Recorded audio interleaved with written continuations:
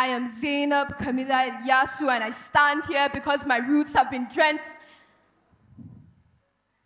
I am not a radical feminist. I am simply a girl who chooses for her mouth not to be sewn shut with a thread that symbolizes submission, deep-rooted oppression, but no. This time I will do as I'm told, speak only when spoken to, fly high with my once whited wings now stained because the test that society has already labeled me, the alternate my ability, drowned in the deepest depths of your entrenched misogynistic tendencies woven into the minds of millions, blaming it on culture, blaming it on religion, doing everything but looking into the mirror to recognize your twisted mentalities, or should I say fantasies, because the closer you look, you see how innocence is marked as beauty, smaller waist, softer voices made to reverse age, look younger and younger until you start to wonder if it was ever about beauty at all, or constantly feeding perverse desires and naming it femininity. But every woman's place is behind a great man.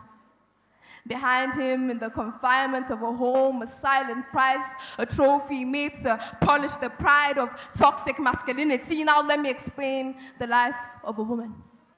Age 5 to 10, wearing pretty sparkly dresses, twirling around in innocence, too young to recognize the danger, too young to be sexualized, too young to have her childhood taken, too young for her spirit to be broken, too young to have her entire being shaken, too young to carry the weight of a man's gaze, too young, yet somehow not too young to be blamed. Age 10 to 15, the gift of becoming a woman dawned on me, and I slowly realized it was not a gift when I was asked if it was that time of the month, whenever I showed the slightest bit of emotion. And every month when that gift arrives, I am told to stay aside, I am told I am impure, taught to whisper, taught to be a secret, as if this same womb does not give life and harbor generations, as if the same cycle you shame does not kill your generations, as if my body is meant to be broken and molded to your expectations, as if it is a mere tool for satisfaction. Age 40 and above.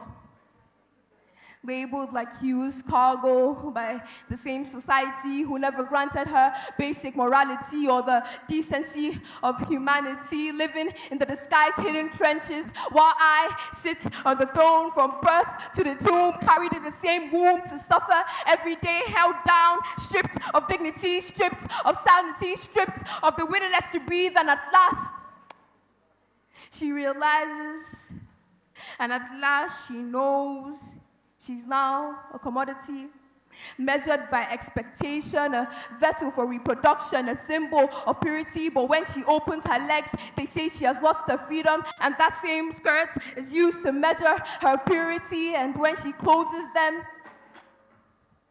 she's still not pure enough. So you add that to the 7 deadly sins.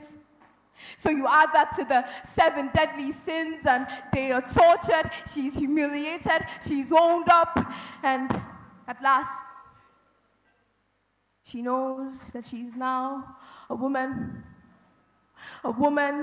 and they grow uncomfortable every time she speaks, label her courage as blasphemy, label and try to put her voice in a prison. But today she is speaking, and he will finally listen. Thank you.